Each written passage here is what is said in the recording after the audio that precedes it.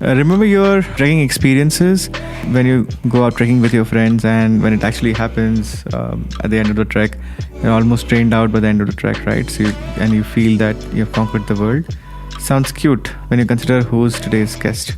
We're joined by Kieren D'Souza, a speed climber and an ultrahuman athlete. Never heard of speed climbing? Well, it's quite self-explanatory. It's when you literally have to run vertically on a mountain, and Kieren has been there, has done that several times. Our trekking expeditions pales in comparison to what Kieren does. We speak to him about both the physical and mental preparation a speed climber has to go through, and weeks and months of training, and what they have to do to achieve peak performance, especially on the day of the climb. Fueling and nutrition is no joke when it comes to speed climbing, and as Kieren simplifies what his intake is on the day of the climb and the days leading up to it. Kieren also outlined how the Ultrahuman Cyborg has helped him along the journey, and how it has helped him prepare better as he summits Trishul. We'll talk more about Trishul very soon. This one's not for the faint-hearted. Let's get straight into it. Hey Kieren, good to have you here. Really appreciate you making time for the podcast. Thank you so much, Mohit. I mean, I've already been listening to the Ultrahuman podcast on my runs over the last few weeks. So I'm excited to be actually on it now. Amazing. So tell me a little bit about your journey till now, Kieren. I think what I know is that you're into ultra running and into speed climbing. So that's like a super interesting combo. Reason for that is I haven't actually come across anybody who actually does both. And I would love to understand what led you to this first. Like where did you start, and what journey led you to what you're doing right now? And the beginning, as well as like what are you up to right now, and maybe like a little bit about your plan in the next few months. So essentially, I mean, I'm here because I started running in 2010 in Bangalore in college, and very soon once I got into the sport of running, I realized I was more fascinated by something like ultra running, where essentially, you're covering a lot of distance on your own two legs, and the thought of being able to run long distances on your own two legs was very fascinating to me. What was the first run? The first ever run was a 10K in college, but the first ever ultra was the race called the Bangalore Ultra in 2012. Oh, I ran that too, by the way. You did? Yeah. Nice. Don't ask me the timing, but yeah. Which year did you run it in, though? 2012, I think. Oh, what are you saying? I ran the 100K that year. Yeah. So that's why I said don't ask me the timing. A friend of mine also competed, I think. His name was Rajaram Gaunkar. Okay. Interesting. Yeah. Oh, wow. So my 100K journey started right in that race at the same time, and you were there as well. Small world. Yes. So, yeah, it started in that, and then I did a bunch of 100K races over the years. My first love before running and everything was mountaineering. That's, what I grew up reading a lot about, all the mountaineering stories in the books and all that. So with running, eventually I realized that, I can merge the sport of running and ultra running and mountaineering into essentially where we are today with speed climbing. And running sort of gives me that base for the fitness that I can, take that and take it to the mountains and go up and down mountains essentially. Got it. And what's speed climbing about? Just for our listeners, would love to understand how is it different from regular climbing, and what are some of the technicalities around that? I mean, it's in the word, right? It's in the name itself, speed climbing. So you're going up and coming down a mountain as fast as you possibly can. But speed, when it comes to speed, you've got to start controlling a lot of aspects to the climbing, right? The amount of gear you're carrying, the amount of nutrition, the amount of clothing, the kind of gear you're carrying, all of that sort of becomes a minimal. So it's what a regular mountaineer would go up a mountain. They would go with a lot of rope, with a lot of tents. They would go with a lot of food. They would be carrying a lot of stuff, right? Whereas what I would end up doing as an individual, doing a speed attempt, would be that I'd just go up these mountains with none of that. So I'll just go as an individual, climb without any rope, or have a small, tiny, like 30-meter rope that I can use for myself, and climb these same mountains that people do over multiple days in one push, essentially. Wow. That sounds super fascinating. I think there are some parallels to a sport like cycling as well, where the weight on the bike matters a lot in terms of your acceleration capability as well as your ability to push harder. Maybe some of those aspects about the sport as well. Tell us a little bit about that. How do you plan your run essentially? I mean, like if you're drawing parallels, like with cycling, right? Like weight, you're cutting kilos, like a lot of kilos when it comes to the mountaineering. If you compare mountaineering and the kind of stuff I'm doing, Right. and you're cutting not just weight in terms of equipment, but also teams, right? I usually do it as an individual, whereas people are doing mountaineering stuff with 4, 5, 10 people in a team, right? So that it matters as well. Tell us a little bit about the technicality of the sports. Like, what sort of risk profile? What's the planning like? Like compared to a regular mountaineering exercise versus, let's say, a speed climbing push. What would that look like? So again, being in India, things are very different just because of excess. Information, excess, it's a different ballgame altogether. And the fact that people have not been doing speed attempts on mountains like this. So to start off with, when I think of a speed attempt on any mountain, there is no information that's available in the, about past attempts about speed climbing on these mountains. So I'm sort of functioning in a blind spot kind of area, right? Like I have no idea if it's even realistically possible. So the first step and the first hurdle is just that. So all my references and all my information that I get is all from mountaineers, what they have been doing and the kind of campsites they set and the way they approach the mountain. So I got to sort of extrapolate that information to sort of fit it for myself.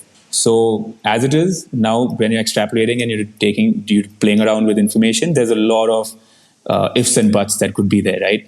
So until I don't make an attempt, things are always going to be a little sketchy and a little hazy in terms of what to expect on the mountain.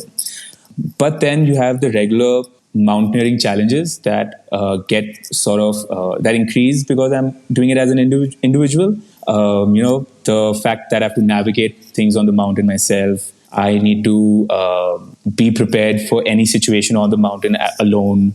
If anything happens, communication is a big problem. I don't have rescue easily available. So if I'm stuck at 7,000 meters or 6,000 meters, and even if I have a team, but they are all at 4,000 meters, how do I communicate with them? How do they get to me at the right time? So these things sort of all become like, these are the sort of extra challenges that you're dealing with, right? And then, of course, because I'm doing it on my own, and weight is a big thing that I try to cut. So if the weather turns ugly, I have limited gear that I'm using, and I got to deal with the weather conditions with just that gear. If I run out of water, that becomes a problem. If I run out of food, that becomes a problem because I'm not carrying a stove to melt snow and ice to drink water. I'm not carrying extra calories. So all of it is calculated, and all of that becomes a hassle as well. Not a hassle, but but adds to the sketchiness of the whole thing. So all of that becomes like, as you're trying to cut down weight to go faster, you're also sort of like, it's getting a little more risky in terms of safety to some extent, I would say. But not to say that it's not safe. I mean, for me, eventually I know it's safe because it's my skills that I'm relying on. That's a great statement to make. Though I think one thing to probably understand is there's a logical explanation to why you would want to get into something like this. Of course, there is the thrill and the masochism, but is there an inspiration angle as well? Like, is there somebody you're inspired by? Tell us a little bit about that as well. Oh, for sure. I mean, so, I have grown up reading about the grandest adventures in the world, right? Whether it's your Shipton and Amundsen and the Everest attempts or people swimming across the Nile and Amazon, like all kinds of things. And I've always been fascinated by adventure, right? So that sort of that's where my enthusiasm for anything sort of is coming out of initially, like if you have to go back to when I was a kid. But specifically the style of mountaineering, that is something that, at some point, like I said, mountaineering became my interest, right? When I wanted to do mountaineering, I wanted to figure out my own style. And the way I climb mountains mattered to me. The space of mountaineering is in 2020, in 2022, it's all about, how you're climbing. It's either always about harder routes or faster. And if you go into the history of mountaineering as well, from the 70s and 80s, the way everything has progressed, it's all progressed into moving lighter and faster to some extent, right? You look at your Mark Bartard and even if you look at Reinhold Messner's attempts, right? Those were all progression of what happened before they came along. So where we are is what I feel, where where the world is with mountaineering today. So what I'm doing with mountaineering is what I think is a very current thing. It's my style that I'm wanting to explore more and more.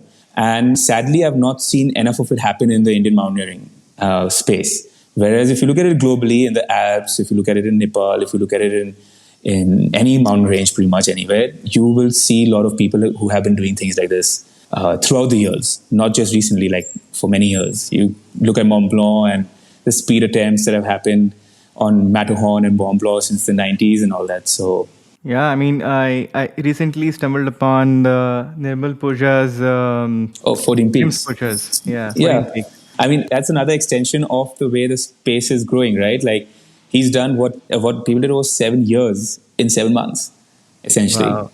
So he's done various versions of small speed ascents as well.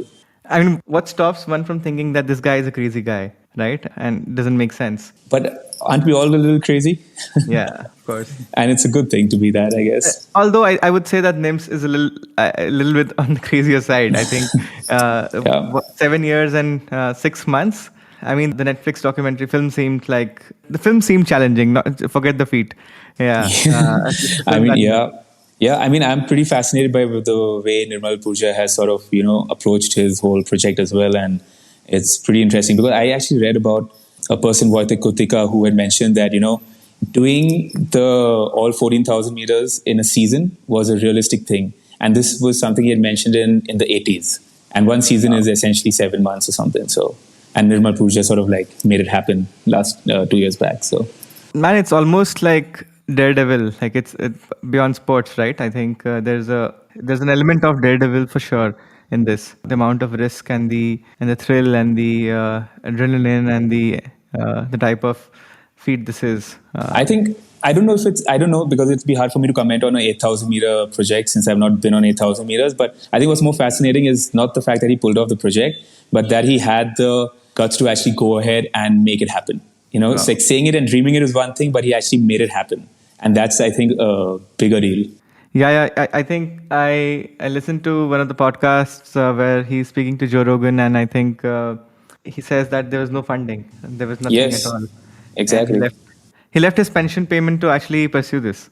Exactly. So that's why I'm actually more fascinated with things, because sometimes the mountaineering side of things or the climbing side of things is probably the easiest side of things compared to what happens in the background, where you spend a lot of hours and months making things happen. And he's got to be driven for doing something like that for a long duration, not just for the duration of the attempt. And yeah, it's pretty fascinating. Man, this is so motivating. It's so inspiring. I definitely going to work out after this. Oh yeah. This podcast. No, but I think this is very, very. I can't call this human. This is definitely either superhuman or maybe ultra human. But this is definitely beyond what a normal human being can achieve. And on that note, what does the preparation for something like this look like, both from a physical conditioning perspective and also from mental conditioning perspective, given that you mentioned that mental conditioning here is sort of like the main thing? For starters, it's a little hard to break down exactly how to work physically for something like this, especially the speed attempts, because again, we begin at a point when it's in the unknown. So I try to first gather information and try to break down that information, gather information about the route, gather information about the weather conditions, the snow conditions that I'm going to expect, and then try to apply it into training and try to understand how to train my body for the various things that I might face on the mountain. Okay, for example, if I come across an ice wall on the mountain, ice walls are usually they're pretty solid ice and it's also pretty vertical, right? So I can't just keep running and rely on my endurance for that. I need to be comfortable in a very vertical terrain, right? So I need to be comfortable with using an ice axe. I need to be comfortable with front points of my crampons. So I do a lot of ice climbing in the winters. The idea with ice climbing essentially is climbing frozen waterfalls, completely vertical stuff. So the idea with that is to get comfortable in the vertical terrain on hard ice. And I sort of take that experience and that training, because I'm not just working on the physical side of things there, I'm also working on the mental side of things to be able to control my fear on vertical exposed sections. Take that into the mountaineering side of things. Then, for example, something like breaking trail. When you're going up on a mountain and if you're the first team, or if you're leading the trail and even if you're alone, and you got to break trail when there's a lot of snow. What happens is you're using a lot of energy to do that. So I then start working on things like, like trying to build the endurance, not from a running perspective, but from a strength and power perspective, so that I can deal with breaking trail better.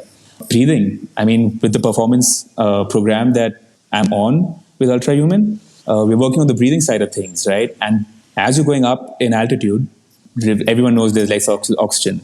So, but how do you sort of deal with less oxygen better? How do you function as well as you possibly can when you have less oxygen?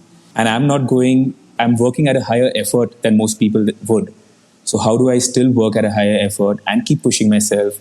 And with every step, there's less oxygen sort of getting absorbed by my body, right? Is it called the hypoxia risk? It's not high altitude sickness. Hypoxia could be hypoxia. When your brains, you fill up water in your brains, water in your lungs. I'm completely forgetting the term. There are two different terms for it. It actually reflects badly on me right now.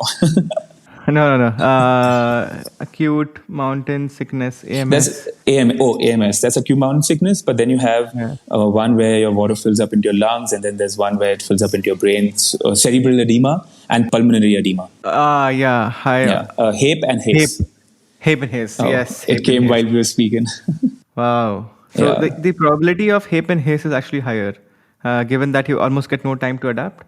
Yes and no, but I do try to adapt as much as I possibly can, because if I don't adapt, it will hit me fast. But the thing is, in some ways, I think it's safe as well, because I'm at altitude for a very short duration. Got it. So like I'm going to be at above 6,500 meters for far shorter duration than what most people would be when they were climbing the same mountains. So to summarize, you visualize or you understand, sort of like do a recce of what the route could look like, what you can say the expedition would look like, and then you understand what sort of skills would be required along the way. Try to break it down as much as possible. Break it down. Yes. And individually learn those, and then and not just learn those, practice it. So ice climbing is not like something I do once. I've been practicing it for the last few years. Getting comfortable in those situations. Getting comfortable in just being alone in the mountains is something that you got to work at as well. Just doesn't come. But information, practice, and practice all aspects of it. That's why working a lot on the breathing side of things, right? Like it plays a big role. So when you stitch it all together, there is this physical conditioning aspect, and you spoke about the mental conditioning, staying alone in the mountain, all of that. Really cool. What's the nutritional aspect? How do you actually think of nutrition as a key enabler or a key differentiator in some ways? So that is actually where things get a little tricky, because especially what I've done in the past is very different. What I'll do in the coming project will be very different, mainly because I've never been to 7,000 meters. So it's going to be a new experience at that altitude for my body. So from how food gets digested and how energy gets consumed would be a very new experience for my body to have. What I've done in the past has been, very simple. But it's very low on calories, because again, trying to be as light as possible is the first goal. But gels, things like bars, gels, cheese, I've realized that I like cheese a lot. So cheese and chocolate, a weird combination, I guess. But it's also things that are small and I can just fill into my pockets of my jackets and into a small pack. So it's a lot of things of that sort. But I try to eat a little bit every little while. So while I'm climbing, I just have a small bite. Instead of stopping and having a big chunk of something, I'll just keep having a small nibbling on something throughout. That's how I've done it in the past. How I would do it at 7 for Trishul would be at the moment similar, because I don't know any other way because this is how I've done it in the past. But I'm trying to have an open mind that, the fact that it might not work. I might have to have another backup plan. So that is during the attempt. The other aspect of nutrition is in the build-up, right? When I'm camping out on the mountain, when I'm staying in the weeks building up to the attempt, when you don't have access to decent food. In that case, it's mostly whatever we can cook at campsite, which is not necessarily always the best food. A lot of canned food and a lot of dehydrated food. Got it. So basically, reduce the unknowns at this stage. I think that's a wise way to understand this and pursue this. Did you ever try to profile your calories and glucose as well, like along this journey? Like, I'm really curious, what does that look like, given that you're fueling every few hours? Yeah. What do you mean by profiling your calories? Like, what sort of calorie profile, like essentially how many calories do you consume in a normal training day, or even during a speed climb attempt? What would that look like? Okay. And also from a blood glucose perspective. So, I mean, honestly, I've never done that. So, the work we've been doing the last couple of months is the first time I've had access to being able to monitor my blood glucose and my calories from mostly it's always been feel, but that's Right. not necessarily the most accurate. But now what we are able to track it with more data driven method. So this will be the first time we actually do something where it'll be a lot more data driven. What we've been doing in training and what we do in the racing and Trishul. In the past, it's been mostly going based on what I feel like, what I consume, all based on feel. I do know during races, I try to do about 400 calories an hour, but that's in my long races where I'm running for anything above 6 to 7 hours. I do about 400 calories an hour. On the mountains, when I'm doing my speed attempts, my calorie consumption is extremely low, just because I don't have access as easily. For example, when I did a speed attempt on Mount Friendship Peak in Manali, which took me about 11 hours 45 minutes, and during that whole speed attempt, I did about 700 calories in total. Was that accidental, or that was something that you planned? It was a little bit of both. I took only a few gels and a couple of like about one Snicker bar or something, and like 4 gels or something like that. So I carried just that, and I only had one point where I could sort of get anything more if I wanted, food wise, and that point came at a wrong time in my attempt. So couldn't. It didn't come at a point where I needed it. So yeah, so I couldn't. I didn't have access to it at that time. There is metabolic flexibility. You can fuel from your ketones as well as your lactic acid, but I think I think 700 is pretty much on the low side. It's extremely low. I mean, I do 400 in a race an hour, and then you're doing 700 in like 12 hours. But then also, like when you're racing, you're sort of at max effort for a high time during the race. Whereas in a speed attempt, I cannot be at max effort, because if I'm at max effort means I'm sort of going to get very exhausted. I'm going to be very slow, thinking very slow. And as I'm going up a mountain, it gets more sketchy, right? Safety. Yeah. That's one way I can control safety, by being in control of how exhausted I am. So I don't want to be exhausted when I reach the summit. I want to be exhausted when I'm down from the mountain. So how to control that also matters. Really cool. That's really amazing. What have been some of these observations? You've tried the Ultrahuman Cyborg recently. Tell us a little bit about what sort of observations have you had with the product, and about your own health, your own performance with the glucose measure on. There are two ways I've been trying to sort of learn and gain learnings with the Cyborg. So the one is from a race fueling perspective. So how I'm fueling during an activity. And we'll probably get to apply that the first time in Trishul and in my race that I do on 8th of May. So one is that, because when I'm running for 3 hours, 4 hours, or something longer, how I'm fueling and how it affects me plays a big role, right? So trying to understand that through my training runs and what I'm consuming it's still, honestly, still in the process. We are still breaking it down, still, going through the whole learning process.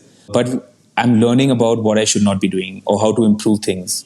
So, for example, like in my long runs, when I consume a gel, what do I have before my run?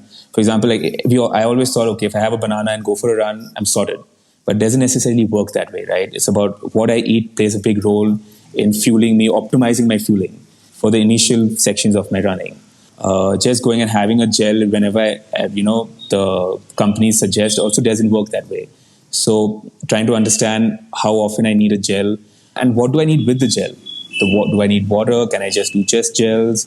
How to have my hydration going along with my nutrition. So trying to break these things down. Earlier, again, like I said, it should be all feel based. Now it's data driven, because we can see when I go for a run and I've practiced a certain kind of nutrition. Now we can see on the Ultrahuman app how it's performed and what to tweak essentially. Right. The second aspect of it is the nutrition on a daily basis, which also plays a big role in my training and performance, right? Like we all know, I mean, fuel is, you got to fuel your body to perform eventually, right? You can't. So what you eat matters, and when you eat matters as well. So that's been some big changes I've had to start making about when I'm eating my foods, what kind of foods I'm eating in my meal, right? Earlier I used to think like, okay, if I'm doing a good dal rice I'm eating, it's something good.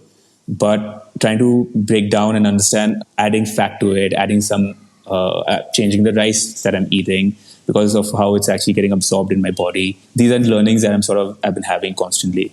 Well, it does actually make you a lot more aware about the type of macros that actually exist. Like the first time I tried out the glucose monitor and I wanted to experiment with different types of macros, I realized how severely deficient I was in terms of the fiber intake. Oh yeah. Yeah, Yes. I mean it's not present anywhere. Like processed Yes. foods, like even home food for a lot of reasons, Yes. it's semi-processed. Exactly. Even the fiber was something I learned about. Like consciously, you need to think about where you're eating fiber from. And actually, this is something I was thinking. So I was listening to the Ultrahuman podcast with Shiva, right, about nutrition, and where he said that food is not complicated. I mean, I'm butchering the exact words that you guys were using, but about food is not. We've made it very complicated in the kind of lives we are living, right? Like, and also the kind of access we are having to food from all over the world, which our bodies are not used to. Like it's just becoming, it's complicated that way.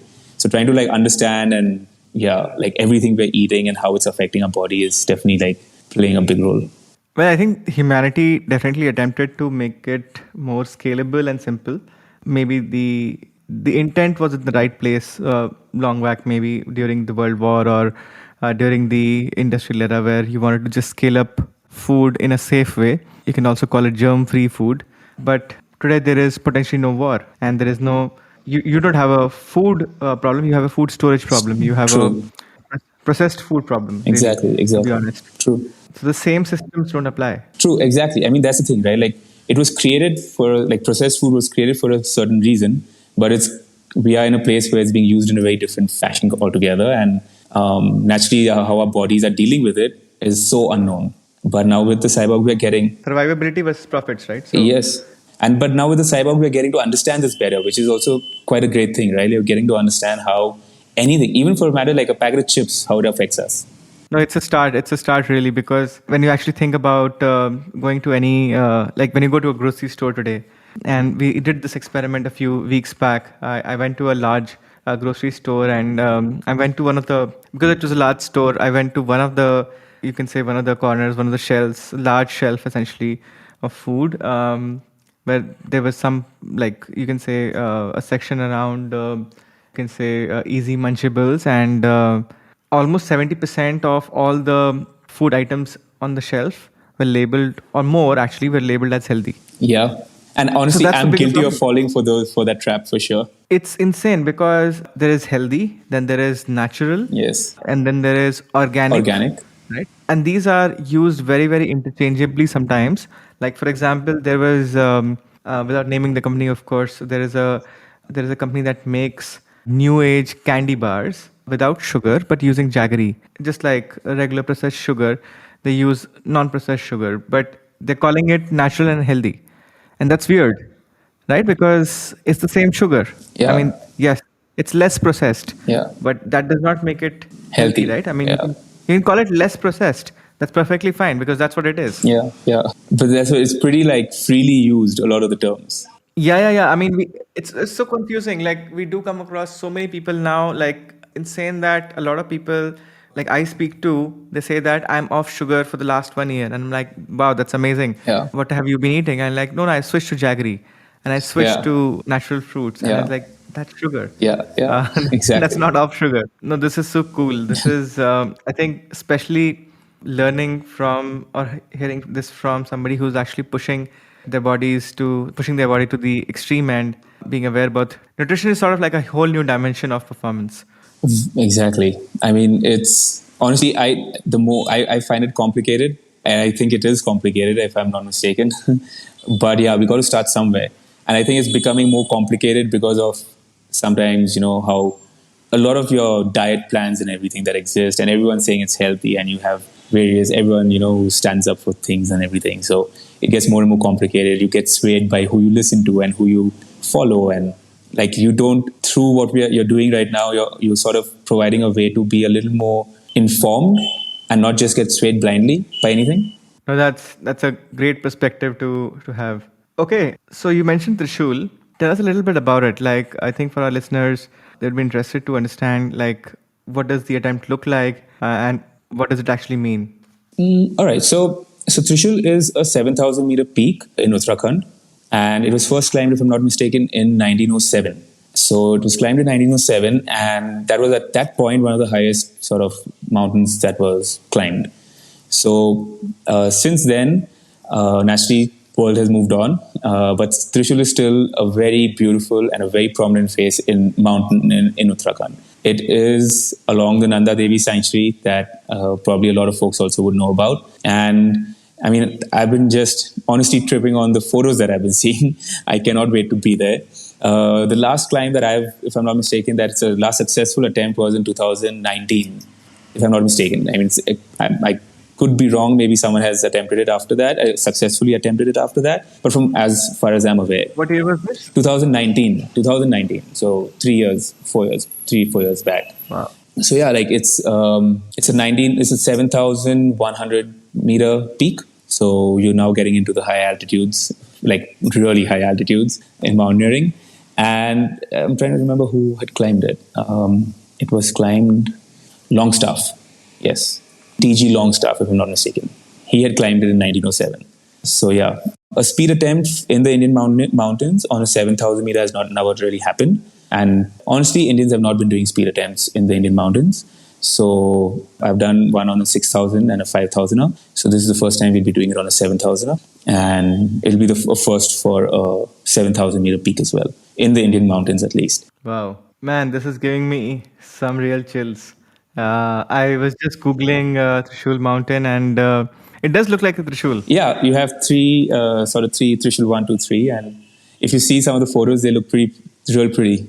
Yeah. It's wow, it's fascinating, man. And a speed attempt on that looks unreal. Yes, I mean, I'm actually very excited. I had a team member, so just come back from a recce trip a week back, and he got me a bunch of photos from the base camp. So base camp is Roopkund, and Roopkund is again a famous trek to Roopkund. So the base camp's there, and he got me photos from there. Like so we get very current updates, and I'm actually very excited for it. Can't wait. No, likewise, super excited, and I think this is really inspiring. And what I wanted to say was that love to get in touch and figure out if we can help in any way. And at the same time, this is really cool, really inspiring for everyone out here. And yeah, we would want to wish you all the best for this attempt. Thank you. And we'll be watching from the sidelines. I mean, honestly, while I'm excited for the attempt and make it happen, I'm excited to actually be running up and down with the cyborg on and getting information of how things are going on in my body at 7,000 meters and at 6,500 meters. And I'm actually very kicked for information. That's going to be badass. Exactly. I mean, I like to geek out on information. So I'm very excited to have this kind of information. And I mean, I'm actually honestly just been pretty excited also to be a part of the whole performance case study and part of the Ultrahuman family, right? Like exciting work, no doubt, and on all fronts, right? Whether we are doing work on the cyborg or the breathing work or the nutrition aspects of it, all of it. It's quite fascinating. Amazing. Kieren, it's been a pleasure and really appreciate you making time here. And we would definitely get in touch and figure out more ways to break new performance barriers together. And wish you all the best for the upcoming feat of yours. And we'll definitely watch on the sidelines and definitely would be cheering from the side. So see you around. Yeah. Thank you so much for having me, Mohit. It's been a real pleasure to finally talk to you. So thank you. Yeah, no, absolutely. Likewise. Thank you, Kieren. It's intense being a speed climber, isn't it? Sounds very, very high adrenaline. The kind of preparation a speed climber has to undergo is insane, and Kieren truly exemplifies the Ultrahuman spirit. Let us know your thoughts on Kieren and what thrilled you the most about his journey. Tag us at UltrahumanHQ on Twitter and Instagram. We're really keen to hear from you. And as always, show the Ultrahuman podcast some love by sharing it on social media with your friends and family. We'll soon be back with the next one. See you.